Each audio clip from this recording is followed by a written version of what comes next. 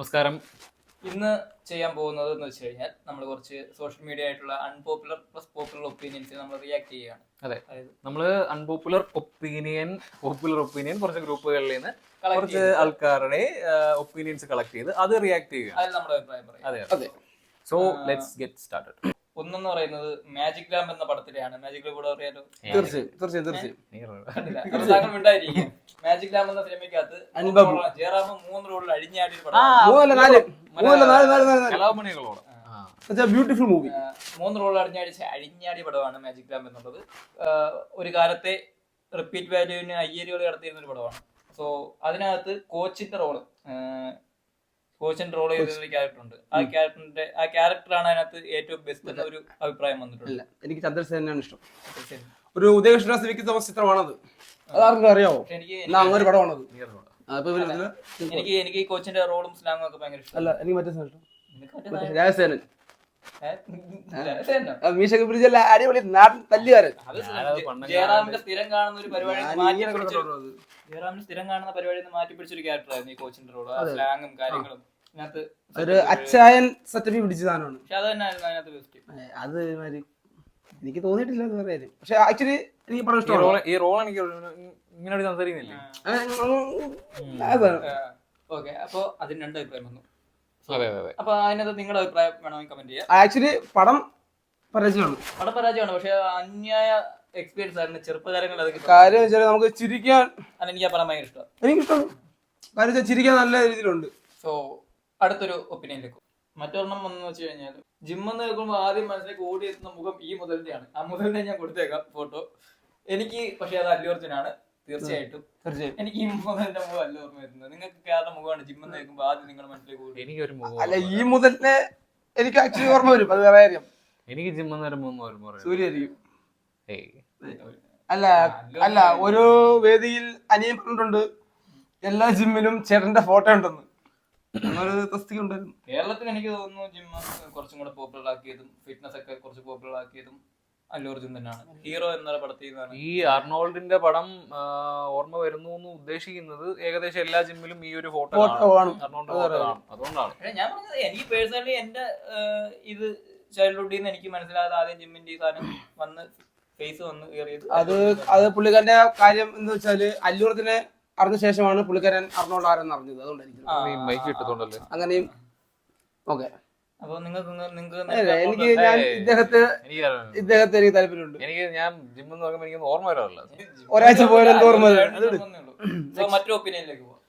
മറ്റൊരു ഒപ്പീനിയൻ ചോട്ടാ മുംബൈയിലെ under rated ക്യാരക്ടറായിട്ട് തോന്നിയത് ഭാവനയുടെ ക്യാരക്ടറാണ്. കാരണം അത്രയും സീനിയർ ആർട്ടിസ്റ്റിൻ്റെയോടെ കട്ടയ്ക്ക് ഭാവന പിടിച്ച് നിന്നിട്ടുണ്ട് എന്നാണ് ഈ ഒരു ഒപ്പീനിയൻ. എനിക്ക് അങ്ങനെ തോന്നിയിട്ടുണ്ട്. ചോട്ടാ മുംബൈയിൽ ഏറ്റവും അണ്ടർ റേറ്റഡ് ക്യാരക്ടറായിട്ട് എനിക്ക് തോന്നിയത് വിനായകനെയാണ്.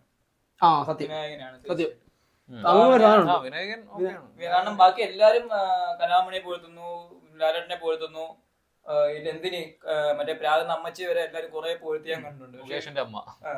വിനായകനകത്തും ഇവരോട് കട്ടയിക്കുന്ന ഒരാളെ വിട്ടുപോയി. സിദ്ദിഖിനൊക്കെ പോരുന്നുണ്ടോ? ചന്ദ്രപ്പിനെയൊക്കെ എത്ര അണ്ടർറേറ്റഡ് ആയിട്ടുള്ളത്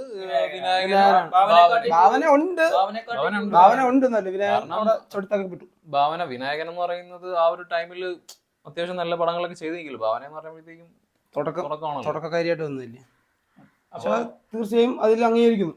സോ അടുത്ത ഒരെണ്ണം വരുന്നത് വെച്ച് കഴിഞ്ഞാൽ ഒറ്റ സിനിമയിൽ ഒരുമിച്ചുണ്ടായിരുന്നുണ്ടെങ്കിലും തമിഴിൽ അനുഷ്കയെ കിള്ളൻ കെമിസ്ട്രി വർക്കായി തോന്നിയത് വിജയുടെ കൂടെയാണ്. വെട്ടൈക്കാരൻ. അങ്ങനെ തോന്നുന്നുണ്ടോ? അനുഷ്കയ്ക്ക് ഏറ്റവും കൂടുതൽ കെമിസ്ട്രി വർക്കായത് ഞാൻ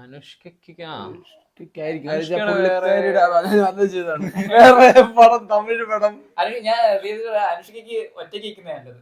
കാരണം ഈ ലേഡി സൂപ്പർ സ്റ്റാർ എന്ന് പറയുന്ന ആ സാധനം ചേരുന്ന അനുഷ്കയ്ക്ക്. സത്യം പറഞ്ഞാൽ ലേഡി സൂപ്പർ സ്റ്റാർ ഈ എന്തുവാ പുള്ളിക്കാരുടെ പേരെന്താ നയൻതാരേക്കാളും സത്യം അത് ഉള്ള കാര്യമാണ്.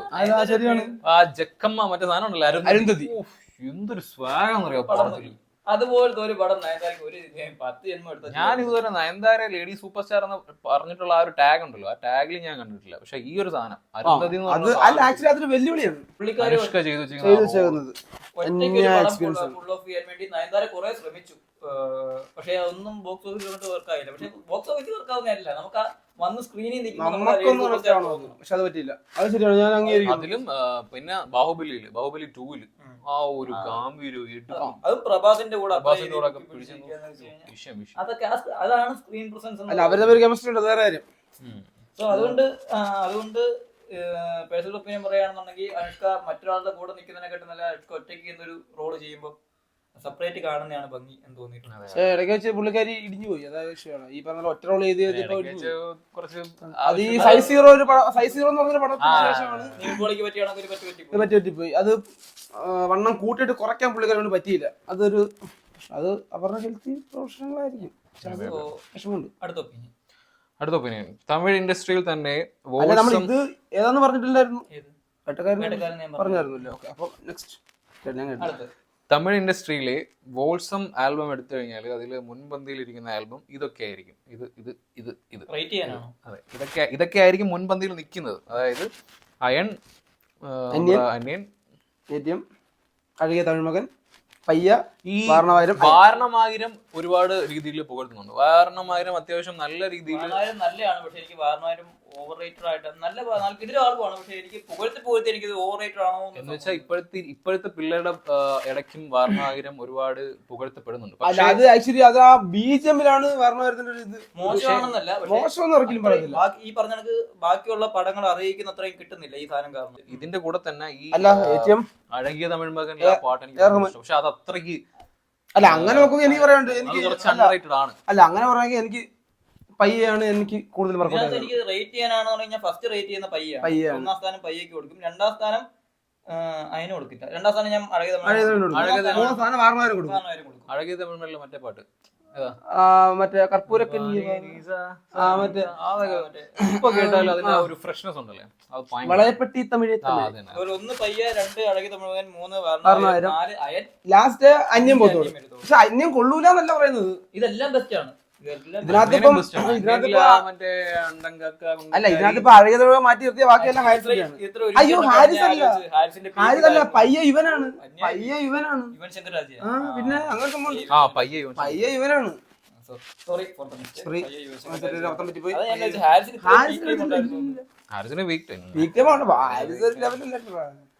ഓക്കെ, അത് ഒരു അൺപോപ്പുലർ ഒപ്പീനിയൻ ആണ്, അതിന് ഞാൻ പിന്താങ്ങുന്നു. ഓക്കെ, ഇനി നമുക്ക് ഒപ്പീനിയൻ വിട്ടിട്ട് നമുക്കൊരു റേറ്റിംഗിലേക്ക് പോവാം. ഒരു 6 താരങ്ങളുടെ പേര് പറഞ്ഞു കഴിഞ്ഞാൽ അവരെ അഭിനയത്തിന്റെയും ക്രൈസ് വിടുക, അഭിനയത്തിന്റെ അടിസ്ഥാനത്തിൽ റേറ്റ് ചെയ്യാൻ പറഞ്ഞു കഴിഞ്ഞാൽ നമുക്ക് റേറ്റ് ചെയ്യാം. ഈ ഇൻഡസ്ട്രിയിൽ കത്തിക്കുന്ന ആൾക്കാരുടെ പേരൊന്നും പറയില്ല പ്ലീസ്. ഇൻഡസ്ട്രി കത്തിക്കുന്നവരുടെ പേര് തന്നെ പറയാം. മോളിവുഡ് തന്നെ വിളിക്കാം. മോളിവുഡ് നമ്മുടെ സ്വന്തം ലാലേട്ടൻ, മമ്മൂക്ക, പൃഥ്വിരാജ്, ഫഹദ് ഫാസിൽ, നിവിൻ പോളി, ദുൽഖർ സൽമാൻ. ലാലേട്ടൻ മമ്മൂക്കെ മാറ്റി നിർത്ത്. ശരിയല്ല, അവരെ റേറ്റ് നമ്മൾ ആയിട്ടുമില്ല. ബാക്കിയുള്ളവരെ റേറ്റ് നമ്മളായിട്ടില്ല. നമ്മളൊരു അഭിപ്രായം മാത്രമാണ്. അല്ല, ഇവരായ കാലത്തെ ഭയങ്കര സംഭവം. ഇവരിപ്പോ മോശം ചെയ്താലും ഒരു മോശമില്ല.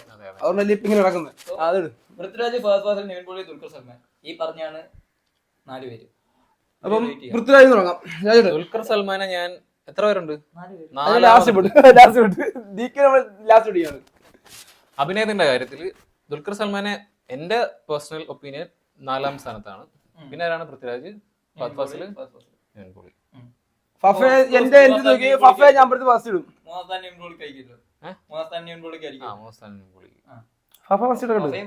രണ്ടാം സ്ഥാനം പൃഥ്വിരാജിനും 1ാം സ്ഥാനം ഫഫയ്ക്കും.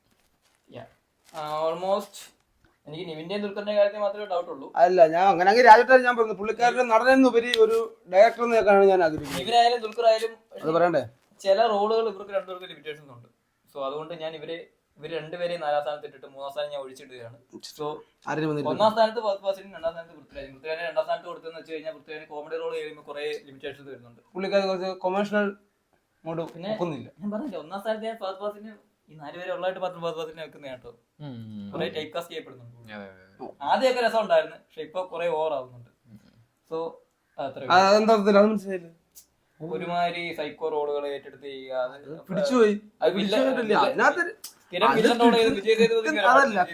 കൊടുക്കുന്ന റോള് പുള്ളിക്കാരൻ ചെയ്യുന്നുണ്ടോ?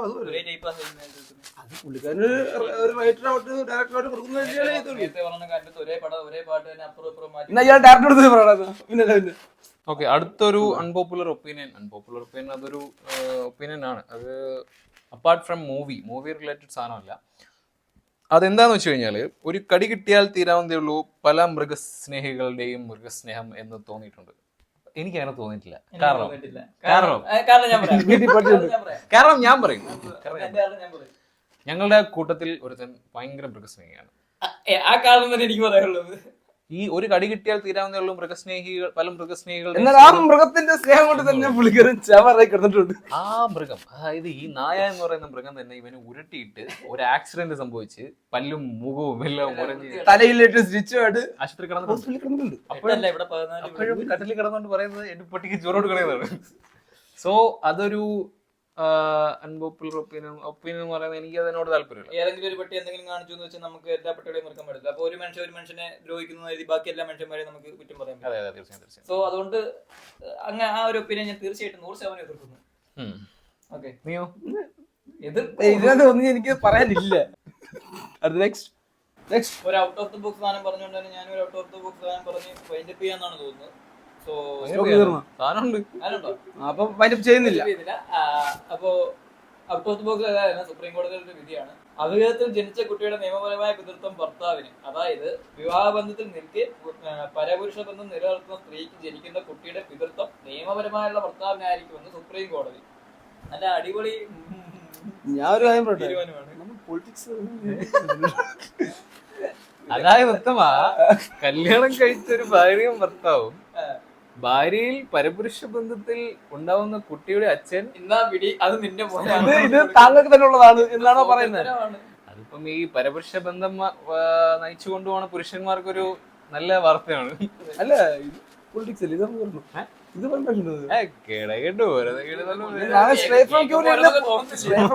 പൊളിറ്റിക്സ് പറഞ്ഞു പറയല്ലോ. പിന്നെ മറ്റൊരു ഇത് നമ്മൾ അധികം ഡീപ്പായിട്ട് പോകുന്നില്ല. ഇത് നിങ്ങൾക്ക് ഡീപ്പായിട്ട് ചിന്തിക്കാം. ഇത് ചിന്തിക്കാവുന്ന കാര്യമുള്ളൂ. അടുത്തൊരു അൺപോപ്പുലർ ഒപ്പീനിയൻ എന്താന്ന് വെച്ച് കഴിഞ്ഞാല് സോഷ്യൽ മീഡിയയിൽ ആവർത്തിച്ച് കേൾക്കുന്ന കാര്യങ്ങൾ, അതായത് പെപ്പയുടെ ഇടി ഒരു കിൻഡൽ ഇടിയാണെന്നുള്ളത്, പെപ്പയുടെ കിൻഡൽ ഇടി എന്നുള്ള സാധനം, പിന്നെ ബേസിൽ ജനപ്രിയ നായകൻ എന്നുള്ളൊരു സാധനം. അതായത് ആന്റണി വർഗീസ് പെപ്പയുടെ ഇടിക്ക് കിൻഡൽ വെയിറ്റ് ഇല്ല എന്നും തോന്നിയിട്ടുണ്ട്. ജനപ്രിയ നായകനാവാനുള്ളൊരു കഴിവ് ബേസിലിനില്ല എന്നും തോന്നിയിട്ടുണ്ട് എന്നാണ് ഈ ഒപ്പീനിയനിൽ പറയുന്നത്. അൺപോപ്പുലർ ഒപ്പീനിയനാണ്. ഞാൻ അതിനെ തീർത്തും എതിർക്കുന്നു. കിൻഡലടി ഇല്ല എന്ന് പറഞ്ഞത് കിഴങ്ങനാന്ന് എനിക്കറിയത്തില്ല. എനിക്കത് ഫീൽ ചെയ്തിട്ടുണ്ട്. പെപ്പയ്ക്ക് കിട്ടും. അത് ഫസ്റ്റ് പടം അങ്കമാലി തന്നെ എനിക്ക് ഫീൽ ചെയ്തു. കാരണം ഒരു ഓൺ സ്ക്രീനിൽ പ്ലാന്റ് സാധനമായിരുന്നു. ശരിക്കുള്ള കുസ്തി കയറി പെപ്പയുടെ ഇരിക്കുമ്പോൾ മാളി ചെന്ന് പോയി ഇടികൂടാൻ പറഞ്ഞു. പെപ്പയുടെ ഇടിക്ക് നല്ല സ്ക്രീനിൽ പെപ്പയുടെ ഇടി കിൻഡലടിയായിട്ട് ഫീൽ ചെയ്യില്ല. എനിക്ക് ഫീൽ ചെയ്യുന്നു. ജനപ്രിയ നായകനായിട്ട് ബേസിലിനെ തോന്നുന്നില്ല എന്നുള്ളത്. ജനപ്രിയ നായകൻ എന്ന് പറഞ്ഞാൽ ദിലീപിനെ റീപ്ലേസ് ചെയ്യാന്നല്ല, ജനങ്ങൾക്ക് പ്രിയപ്പെട്ടവൻ എന്ന് തോന്നുക. ഫാമിലിക്കിടയിൽ ഒരു ഓളം സൃഷ്ടിക്കാൻ പുള്ളിക്കാരെ കൊണ്ട് കഴിഞ്ഞു. അത് പുള്ളിക്ക് എനിക്ക് തോന്നുന്നു അത് പുള്ളി നായകനായ പടങ്ങളൊന്നും അല്ല. എനിക്ക് തോന്നുന്നു ഗൗതമന്റെ ലേഖനത്തിനകത്ത് പുള്ളിയുടെ ഒരു ക്യാരക്ടർ ക്ലൈമാക്സ് ഒരു സാധനം ഉണ്ട്, ഒരു സാധനം. അത് കൂടുതലും പടം കാണുന്നതിന് മുമ്പേ ആൾക്കാർ കണ്ടു തുടങ്ങിയത് റീലായിട്ടാണ്. അത് മറ്റേ പ്രാരാബ്ദം ഗൾഫിൽ പോകുന്നത് അങ്ങനെ സംഭവം. അതുപോലെ ചെറിയ ചെറിയ സാധനങ്ങൾ പുള്ളിയുടെ എല്ലാ ക്യാരക്ടറിനകത്തും വന്നില്ല. അധികം ചർച്ച ചെയ്യപ്പെടാത്ത ഒരു പടമാണ് പാൽത്തു ജാനുവർ. അതിനകത്ത് പുള്ളിക്ക് ഗ്രൗണ്ട് ലെവലിൽ ഇൻഫ്ലുവൻസ് ചെയ്യാൻ പറ്റിയ കുറെ സീൻസ് ഉണ്ട് അതിനകത്ത് പുള്ളിക്ക്. പടം ഓവറോൾ വർക്ക് ആയിരുന്നുണ്ടെങ്കിലും അതിനകത്ത് കുറെ എനിക്ക് ഇഷ്ടം പുള്ളിയുടെ ആ ഒരു പശുസ്നേഹി അതിന്റെ. സോ അതും ബേസിലും ജനപ്രിയ നായകന്റെ ആ ടൈറ്റിൽ മേടിച്ചു പോകുന്നു. ബേസിലും പാടില്ല, ബേസിലിനെ ഇഷ്ടപ്പെടുന്നവരും പാടില്ല. ബേസിലിനെ കുറച്ചുപേര് വെറുക്കണമെന്ന് ആഗ്രഹിക്കുന്നവരാണെന്ന് പറഞ്ഞാൽ എനിക്ക് തോന്നുന്നത്. നല്ലൊരു നടനാണ്, നല്ലൊരു സംവിധായകനാണ്. ബേസിൽ സംവിധായകനാണ്. ബേസിൽ സംവിധാന സമയത്ത് ഒഴിവെടുത്ത് അഭിനയിക്കുന്നു, അത്രേ ഉള്ളൂ. പുള്ളിക്കാരന്റെ ഒരു ജോലിയിൽ പുള്ളിക്കാരൻ നല്ല രീതിയിൽ കോൺസെൻട്രേറ്റ് ചെയ്ത് വർക്ക് ചെയ്യുന്നുണ്ട്. പടം ഹിറ്റ് ആവുന്നു, പ്രൊഡ്യൂസർക്ക് ലാഭം നിൽക്കുന്നു. അല്ല ജനപ്രിയ നായകനാക്കണമെന്നും ആരും എവിടെയും പറഞ്ഞിട്ടൊന്നുമില്ല. സംഭവം തെലുങ്ക് ഇൻഡസ്ട്രിയിലൊക്കെ ആയിരുന്നെങ്കിൽ ഓരോ സ്റ്റാർ കിട്ടിയാണ്. Mega star, triple star, family star, ultra legend star, ചിരി സ്റ്റാർ. ഇനി എന്റെ സാധനം ഇല്ല സ്മൈൽ സ്റ്റാർ. ഓക്കെ, അപ്പം കുറച്ച് ഞങ്ങൾക്ക് കിട്ടിയ കുറച്ച് ഗ്രൂപ്പുകളിൽ നിന്നും ഞങ്ങൾ അയച്ചു തന്നു ചിന്തിയെടുത്ത കുറച്ച് അൺപോപ്പുലർ പോപ്പുലർ ഒപ്പീനിയൻസ് ആണ് ഞങ്ങളോട് റിയാക്ട് ചെയ്തിരിക്കുന്നത്. നിങ്ങളുടെ അഭിപ്രായങ്ങളും കമന്റിൽ രേഖപ്പെടുത്തുക. സോ അടുത്തൊരു നമ്മൾ വൈൻഡ് അപ്പ് ചെയ്യുകയാണ്. വീഡിയോയുമായിട്ട് ബൈ ബൈ.